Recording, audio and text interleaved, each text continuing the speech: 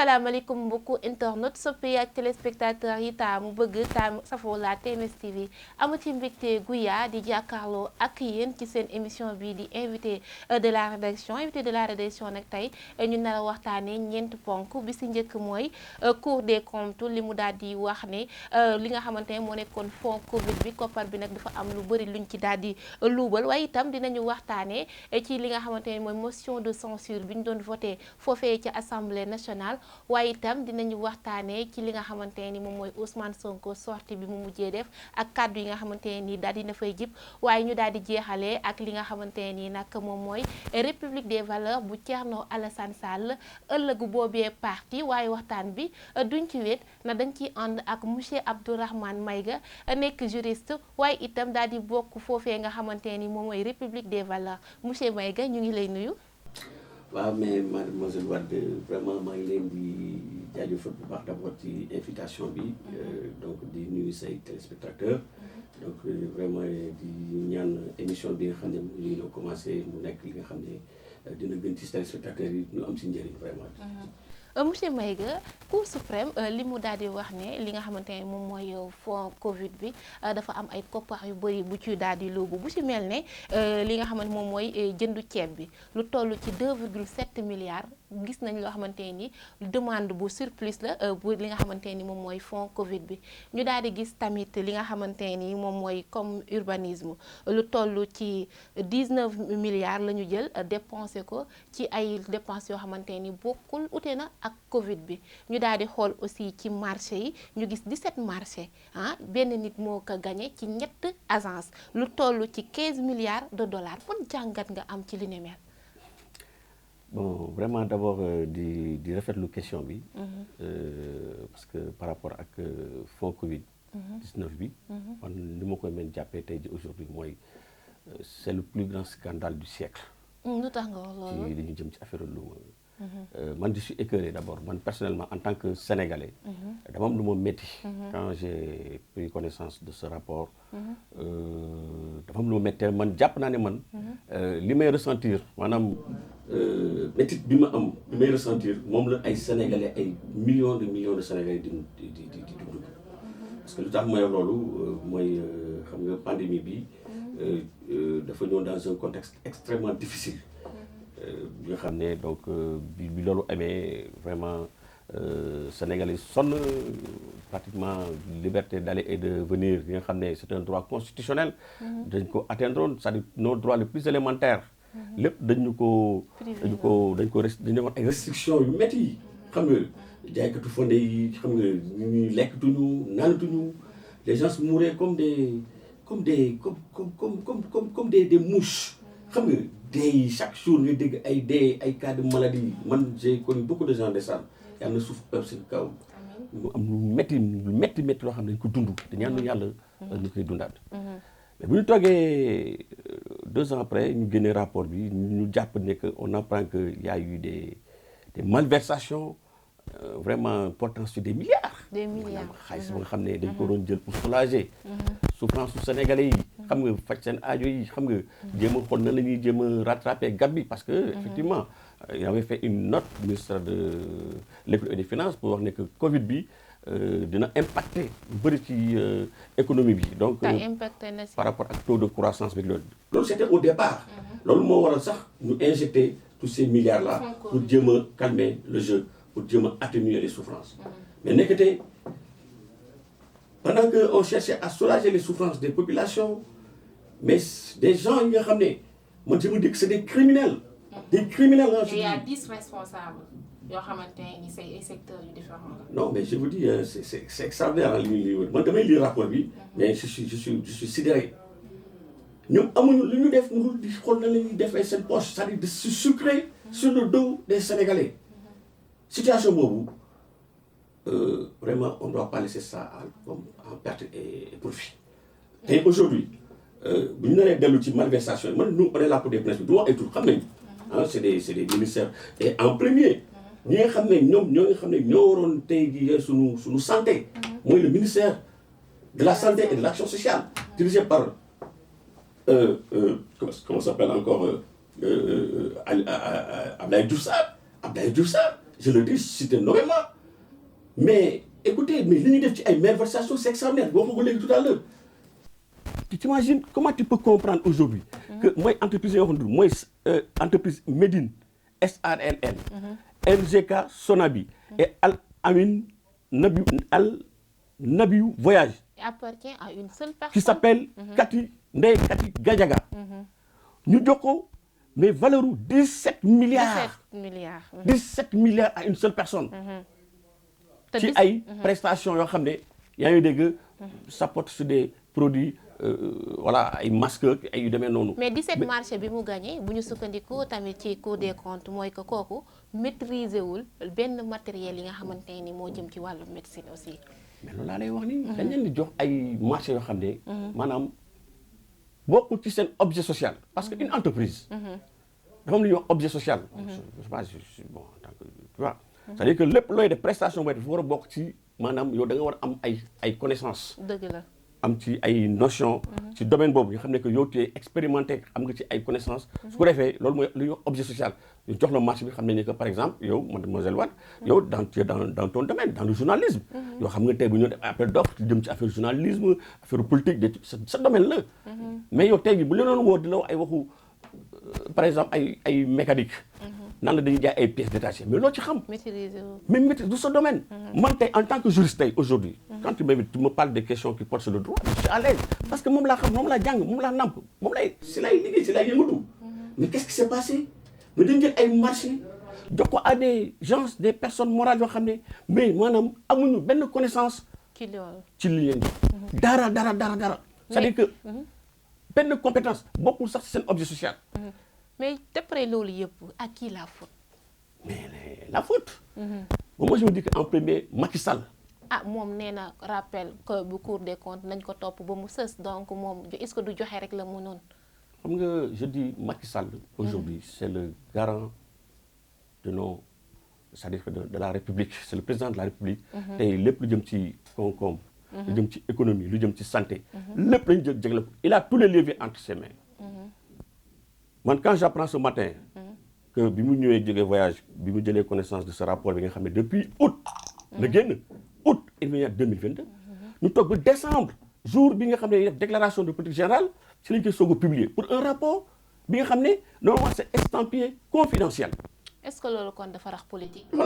bon politique moi je parle pas de politique mu nekk di man li may wax mooy mu tax ma ne dama posé benn question nga ne kan mooy faute moom laa lay bëgg a expliquer lan moo tax Macky Sall c'est le principal responsable de cette situation. foo ko teg parce que ñaata rapport de fi génn est-ce que mos nga dégg ñu ne jàpp nañ ci diw wala diw wala diw malgré les recommandations qui ont été faites par les magistrats de la Cour des comptes est-ce que mos nga dégg man de personnellement ak yow vous êtes des journalistes est-ce que mos nga dégg ñu ne am na koo xam ne il a été épinglé par un rapport de la Cour des comptes yaa ngi dégg ñu jël ko am ay poursuites contre lui ana Macky Sall du moo fi newoon ne que bu ñu xamoon le nombre de dossiers yi nga xam ne ci teg ay contom c'est-à-dire que mu wóor na que ni ñii c'est des criminels c'est des gens qui ont été pris la main dans le sac épinglés dans des rapports pour des malversations financières yooyu di bàyyi ñuy circuler ñu teg ci loxo kenn du leen c'est-à-dire il reste impuni cette impunité là moo waral situation bi parce que daf fi am amati fi donc finalement c'est érigé dañ ko banaliser.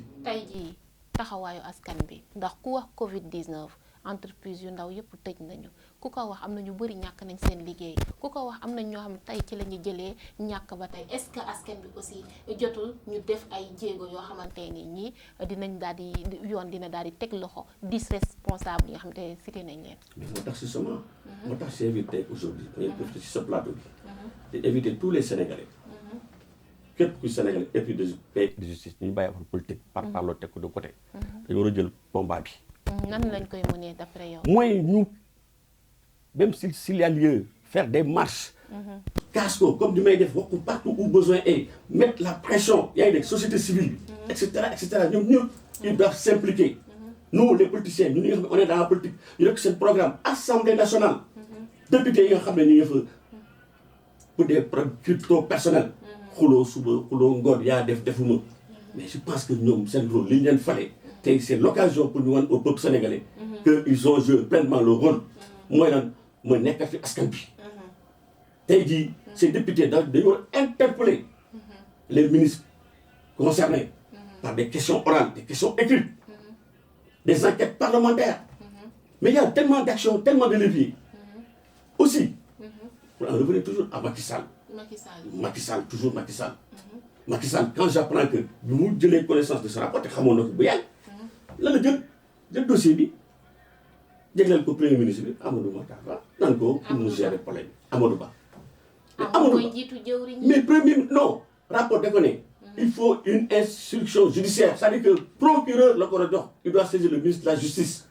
À charge pour le ministre de la justice de saisir le procureur pour que nous mën a mener les enquêtes nécessaires. Est-ce que nekkuñu ci mën naa am tey ñoo ngi ci parce que lii su ko président de la république di jiite bi lee réew information bi rapport bi bu nekkee ci àdduna wërngal këpp gàcce la ci réewum Sénégal te ki nga xamante ni moom mooy jiite loolu du ko nangu. Je pense que est-ce que nekkuñu ci ay jéego yu ni mel. Ay jéego yu mel c'est-à-dire qu'est-ce que tu entends par ay jéego yu mel c'est-à-dire que précise ta pensée. Procureur bu ñu daal di ko koy jox laataa dina ko jox yow gëmoo loolu. xam nga wàcc daanu ci gën a gaaw. Yow daal la xool. waaw man moom jàpp naa ne lii du mujj fenn. du mujj fenn comme mos na fi am. c'est-à-dire que en fait c'est-à-dire que la question que je me pose man aujourd'hui lan la. pourquoi un rapport estampillé confidentiel, secret? Parce que Macky Sall il est le destinataire de ce rapport. Pourquoi ce rapport jékki-jékki se retrouve sur la place publique? C'est le grand point d'interrogation. Et puis jour bi muy génn mooy jour bi ñuy def déclaration de politique générale. ci loolu ban jàngat nga ci am. xam nga jàngat bi ma ci am mooy aujourd'hui mooy Macky Sall li mu yàgg di def rek. c'est-à-dire que Macky dafa am une façon de faire de la politique boo xam ne vraiment pour man loolu c'est indigne quoi. lan la bëggoon nañu c'est contre nous on se réclame de la République des valeurs. ñun valeurs yu moo tax ñun am benn acte yoo xam ne duñ ci ànd tey du ci ànd ëllëg. loolu moo tax sax man le sens de mon engagement politique mooy aujourd'hui il faut que ñu rétablir les valeurs dans ce pays. dama raconter benn anecdote bu ndaw. xam nga Pierre Bérégovoy il était député maire nekkoon fi premier ministre en France. Pierre Bérégovoy quand il a été cité dans une affaire de je sais même pas loolu sax lu ndaw la parce que dañ ko accusé d'avoir pris un prêt de 1 million d'euros je pense bien avec 0% d'intérêt. te prêt boobu bi ñu ko koy consentir amu woon intérêt. c'était pourquoi parce que bu bëggoon jënd kër. quelqu'un qui a été premier ministre nekk député nekk maire mu def prêt pour jënd kër pour mën a am kër. mais gis nga bi ko presse bi relayé mais le gars il s'est senti tellement mal à l'aise parce que dafa am ay impact gouvernement bi si la jógee daanu. il s'est senti responsable de cette situation xam na la def. le 1er mai bi mu defee ay consultations mu recevoir les syndicalistes def liggéey boobu pare mu wàcc woo chauffeur am nekk nañu ànd dem quelque part hors de la ville. bi ñu eggee ba ci au bord d'une rivière boo xam ne dafa tàmm di fa dem di doxantu à ses heures libres quoi fa lay dem doxantu pour s'inspirer quoi mu ne chauffeur bi ne ko boo wàccee nga mel ne j'ai besoin d'être seul chauffeur bi wàcc bàyyi ko ci oto bi mu bi boîte à gants bi jël arme bi fa nekkoon daal di xaru xam nga ma wax loolu ñi ce sont des hommes de valeur parce que il s'est senti meurtri parce que tout simplement dañ ko soupçonné d'avoir pris un prêt avec 0% d'intérêt. Au Japon, le Premier ministre dañoo toog pour en couper pendant quelques minutes seulement. dafa ñëw humblement def une adresse à la nation ñu jégalu devant la nation japonaise pour désagrément yi nga xam ne moom la procureur courant bi di. Et après lan la def dafa démissionner. Gis nga ñoom ce sont des hommes de valeur, des exemples y en a. Thierno Alassane Sall aujourd'hui il a démissionné du gouvernement de Macky Sall. ndax lan parce que dañ ko bëggoon signer lu ay contrats yoo xam ne c'était contre l'intérêt du Sénégal. kon liñ koy jiiñ ne ci Macky la bokk ci biir dafay masqué. non loolu gis nga loolu. xam nga qui veut noyer son chien l'accuse de la rage. loolu ay bokku kaso la. dama leen bëgg a wax ne tey aujourd'hui Macky Sall pour revenir à Macky Sall. gis nga sa façon de faire la politique lu tax ñu génnee rapport bi sur la place publique. c'est une sorte d'épée Damoclès bi muy teg sur les ministres yi nga xam ne bëgguñu ko appuyer ci projet bi nga xam ne moom la bëgg a def te dañu fekk sur son chemin. mooy lan mooy 3e mandat. loolu nga gis. mais loolu moo am. c'est ça la réalité des faits. c'est tout simplement une menace pour war a gars yi ne leen xoolal ou bien da ngeen di aligné wu wa ira l'épée de la justice va vous couper la gorge. donc mais loolu mais vous trouvez que c'est sain. Des gens qui ont été épinglés la main dans le sac avec des recommandations. Et au lieu de faire les poursuites judiciaires nécessaires ñu delloo xaalisu askan bi nga xam ne sa xaalis la sama xaalis la yow caméraman bi ak ñeneen ak ñeneen ñu jël affaire bi ko politiquer c'est ignoble c'est immoral loolu mënuñu toog di ko seetaan. xam nga tamit xel dafa yanuwul maanaam gouvernement nga yore sa gouvernement. nga yore sa gouvernement ñu épinglé leen ci affaire koppar gu jéggi dayoo. loolu noonu nga dem di ko def pour menacer est-ce que loolu tamit moom mënu ko freiner Macky Sall loolu ban intérêt la ciy gagner en fait. mais l'intérêt c'est mooy faire passer son projet de passer de troisième mandat parce que leer na ko ne ci biir. mais gouvernement dama ne donc est-ce que moom il gouvernement a assuré son travail pour ñu mën a yegg si fii donc est-ce que du boppam sa kon lay suuxal aussi su loolu bu fekkoon ne loolu question de politique la wala troisième mandat bi nga xas junj. madame Wade. man ma leen waat excusez-moi. dama ne ci kanam réew li bët li ma la wax. dama ne nga toog jàngat. c'est une analyse que j'ai faite. analyse personnelle analyse la boo xam ne waxuma la mais beaucoup bon nombre de citoyens loolu moo am c'est une réalité. bu ci kanamee. dañuy gis. nga day amante ndax wéetee si. nga nekk juriste ñu gis Ousmane Sonko daal di def benn sortie mu ne Macky Sall dafa bëgg a jëlee ki nga xam moom Barthélémy Dias si poste maire bi ak député est-ce que loolu ban jàngat nga ci am étant juriste. bon xam nga d'abord pour ce faire loolu c'est vrai que Macky Sall il avait menacé certains maires waxul woon Barthélémy Dias personnellement. dafa ne maires yi nga xam ne. en tout cas dañuy jalgati yoon. donc dinañ jël ay dispositions en leur encontre en leur endroit. gars yi gis si forcément Barthélémy Dias parce que à l'époque. Barthélémy Dias il avait procédé à des recrutements yoo xam ne ça ne respectait pas le code. en tout cas de les textes. mooy bu mu jëlee comment ça s'appelle. Capitaine Touré. Voilà et puis l'autre là aussi qui est devenu député aujourd'hui. Guy Marius Sagna. Voilà Guy Marius Sagna. donc léegi par rapport à cela donc il avait sorti cette menace là comme il a l'habitude de le faire ah menace rek yaakaar ni menace tëj kaso et cetera tout son magistère noonu la demee. mais damay expliquer benn affaire c'est-à-dire il faut faire la distinction entre un nommé et un élu. Barthélémy Dias c'est un élu. askan bi ñoo ko fal c'est pas Macky Sall moo jël un décret pour le nommer non.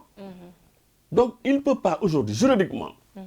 il ne peut pas aujourd'hui ne dafay révoquer comment ça s'appelle le mandat ou bien Barthélémy Dias en tant que maire sauf.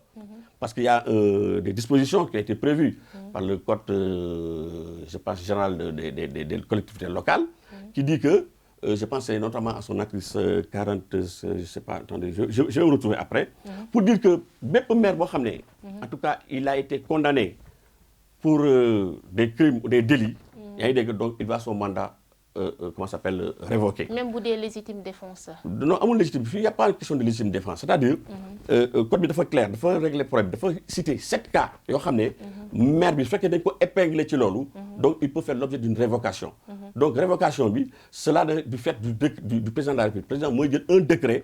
pour le révoquer te pour que puisse le révoquer il faut que maanaam l'élu maanaam le maire. qu'il ait fait l'objet d'une condamnation qui est devenue définitive. C'est-à-dire qui est frappée de l'autorité absolue de la chose jugée. C'est-à-dire que moom il a utilisé toutes les voies de recours. yaa ngi dégg ba léegi tey di aujourd'hui donc amul benn recours et que par exemple la Cour suprême ki nga xam ne mooy instance suprême bi. donc il a confirmé tous les jugements entrepris par les juridictions inférieures. donc su boobaa le président de la République mën a motiver radiation bi sur la base du jugement qui a été rendu.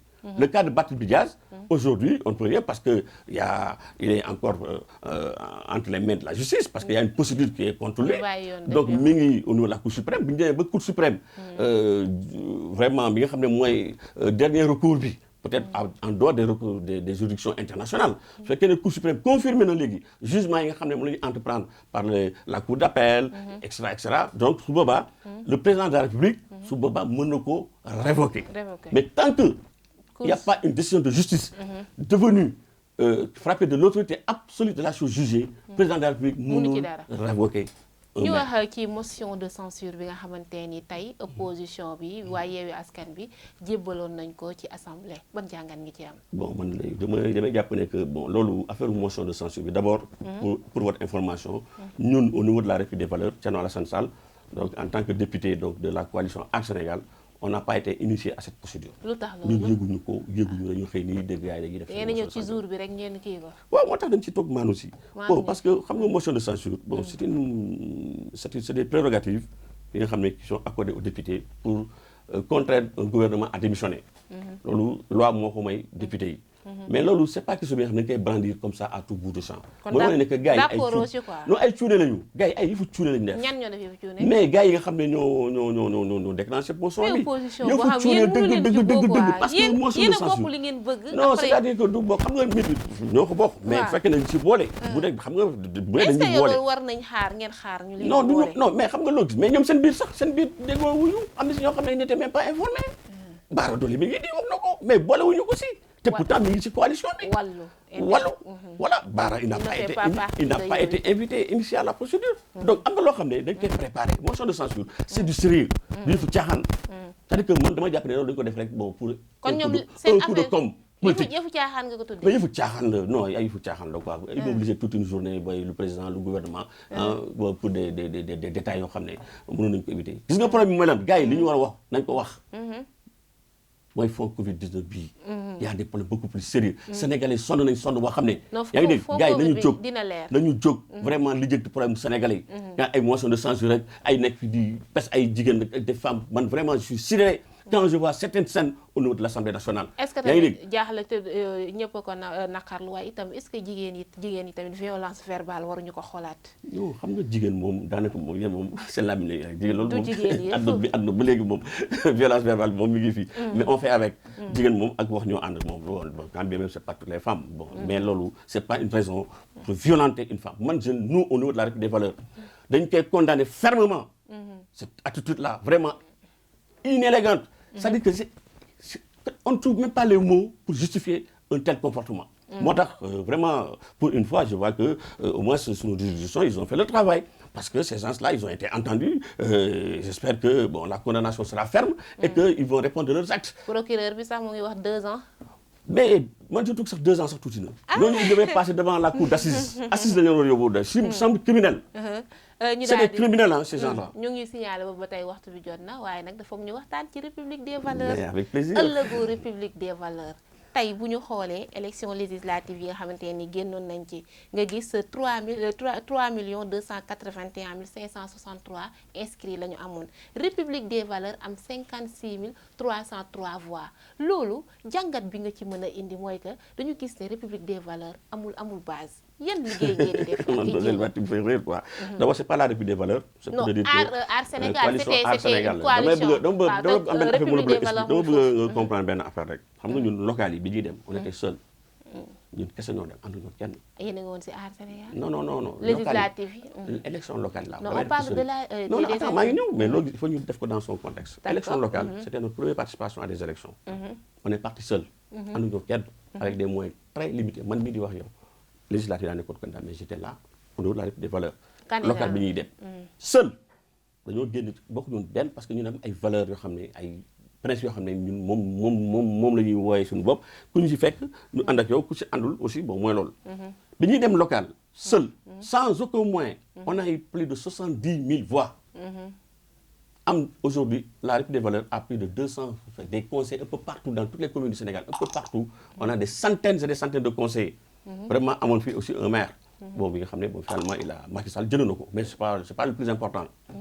alors ñu dem législative avec la coalition Aar Sénégal le nombre de 70 000 et quelques bi nga xam ne dafa doon croître. mu daal di wàcc mooy 56 303. voilà justement c'est pour vous dire que ñun quelque part bon ay jàngat la yoo xam ne ñu ngi cay analyser ba léegi c'est pour dire que c'est pas la République des valeurs en tant que telle qui a été comment ça s'appelle sanctionnée mais c'est la coalition lan moo tax bon tey jii.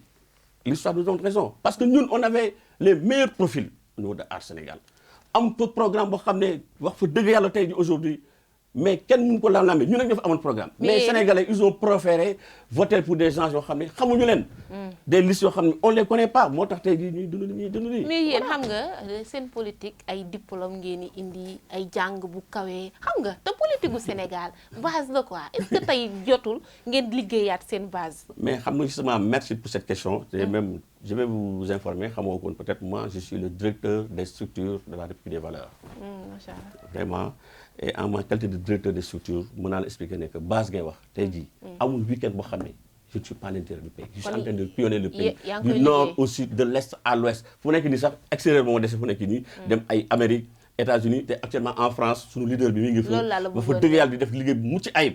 donc bu dee massification rek moom rassure-toi mademoiselle Wade. tey jii le parti est en train d'être massifié partout. sur toutes les communes dans tous les quartiers dans tous les villages. demain à partir de demain je vais prendre mon bâton de pèlerin awul week-end boo xam ne duñ dugg ci àll bi. di monter ay comités. di profiter ci sa antenne bi aussi. di jaajëfal tous les militants des valeurs yi nga xam ne jot nañ monter seen comité ñu leen di jaajëfal vraiment. et te xam ne que lii la ñuy xaar ci ñoom. li la ñuy xaar ci militant li la ñuy xaar ci responsable yi di inviter ñi nga xam ne ils n'ont pas encore l'occasion de monter ou de participer à monter des comités vraiment ñu ressaisir parce que montage comité moo mën a permettre aujourd'hui aux partis comme vous le dites parce que souvent on dit qu'on n'est pas massifié amuñu base et cetera donc ñu mën a combler ce vide te wax dëgg yàlla ñu ngi ci liggéey bi donc ñu ngi inviter ñi nga xam ne jotuñu ko def donc ñu ñëw fekk si ñu au niveau de la direction de structure pour ñu monsieur Maïga élection 2024 Aar Sénégal dañ ko fay gis yéen di ngeen nar nañu daal di samp ngeen samp seen président bi seen leader bi dina samp li nga xamante ne ni moom mooy candidature wala. waaw mais xam nga ñun dañoo nekk ci coalition bi wax Aar Sénégal. coalition mi ngi fii ñoom juge Monté juge Deme mi ngi fii Théodore Monté et cetera ñoom Thierno Bocoum xam nga ñoom ñëpp ñu ngi fii. bon ñun ñooñu suñuy nawle lañu suñuy partenaire lañu vraiment on a de très bonnes relations. donc lépp lu ñuy def rek dañ koy def de concert. dañ ci waxtaanee yaa ngi dégg donc bu waxtu bi jotee rek incha allah danañ doon information mais àla kulli moom jàppale nekk ñun on ira au présidentiel loolu moom c'est clair et net. ñu ci liggéey. voilà mais par respect par rapport à nos alliés yaa ngi dégg donc on ne peut pas se prononcer ñu ngi ciy waxtaan gars yi ñu ngi waxtaan seen biir xam nga donc bu waxtu bi jotee rek. incha allah di ngeen dégg suñu position par rapport au présidentiel à venir. ñu lay bàyyi nga daal di wax rek sa kàddu gi mujj ba tey nag mu ngi signalé naan ñu waxtu bi jot na donc sa kàddu bu ñu du nga daal di tàggoowaale ak internautes ak téléspectateurs yu TMS yi lay seetaan. waaw mais di jaajëfal encore vraiment mademoiselle Wade franchement parler dans un cadre très approprié accueil bi neex na trop wax dëgg yàlla di nuyu sa internautes yi vraiment di nuyu la République des valeurs tous les membres de la République des valeurs fépp fu ñu mënta nekk waa Koussanar waa Bambali waa Kidal comment s'appelle waa Kanel xam nga waa Thiès et cetera fépp ñu mënta nekk waa Paris maa leen di nuyu au passage waa États-Unis waa Amérique ñoom ñëpp maa leen di nuyu di nuyu aussi sunu leader sunu président Thierno Alassane Sall ci liggéey bu mucc ayib bi nga xam ne mu lay def au niveau donc de la France tey mi ngi def ay contacts chaque jour depuis un certain temps mi ngi foofu di liggéey di rencontrer la communauté sénégalaise di enrichir seen doléances yi te bu soobee yàlla donc le mois venu dina porter combat bi comme ni mu ko defal pour la Poste yaa ngi dégg comme ni mu ko def pour Hôtel Méridien yaa ngi dégg tous ces gens donc dinañ porter seen combat parce que mi ngi déglu seen dund yi ñuy dund parce que diaspora bi métti na donc et je pense que le moment venu donc dinañ ci def li nga xam ne moom lañ fa def donc di prépare bi woo Sénégalais yi ne na ngeen xam ñi ngeen di votel c'est le dernier message que je dis élection législative yi je pense que war na nekk jàngat xam ne que tey jii y a des hommes de valeur yu fi nekk yoo xam ne dañoo def leur preuve seen loxo dafa set wecc tey boo leen gisee à l'Assemblée aujourd'hui am na lu bëri loo xam ne waroon nañu ko wax tey jii pourquoi les gens ne se posent pas des questions sur les fonds politiques de l'Assemblée nationale 50 millions yoo xam ne chaque mois ñu ngi koy jégleel président Assemblée nationale yoo xam ne mi ngi koy dépenser sans rendre compte à personne ñu ngi toog di saytu ay budget wu yeneen ministères yeeg yu demee noonu alors que au niveau de l'Assemblée nationale kenn mënul xam nan la ñuy utiliser ces fonds là te dans la benn mooy fu lay daanalee Bara Dolly nee na bi ñuy defee seen déclaration de politique générale bi joxe na gars yi laal nañ ci 500 yi de waaye ñun moom laal ñu si parce que ñun on a les mains propres ñun on est là Thierno Alassane Sall je le précise bien laalul ci 500 millions yi loolu il faut que ce soit clair musul laal te musul non mais attends nous ay valeurs la ñuy wootee te du ci ay wax on a prouvé def nañ ko fii wane na ko ou cracher sur des milliards kon ay 500 000 francs moo tax député la ñuy doy 500 000 Sénégalais sonn nañu jóg ci problème Sénégalais quoi mu laa jeexalee wala di daal jaajëfal bu baax merci jërëjëf Abdourahmane Maïga amoon mbégte bu yaa ci suñu invitation bi nga xamante ni accepté nga ñu ko wooye mbokk internet téléspectateurs yi bëgg taamu comme ni ma ko waxee rek émission bi di invité de la rédaction lii lañ leen doon jox ñu leen di jox dig daje ba beneen yoon ak yeneen i invité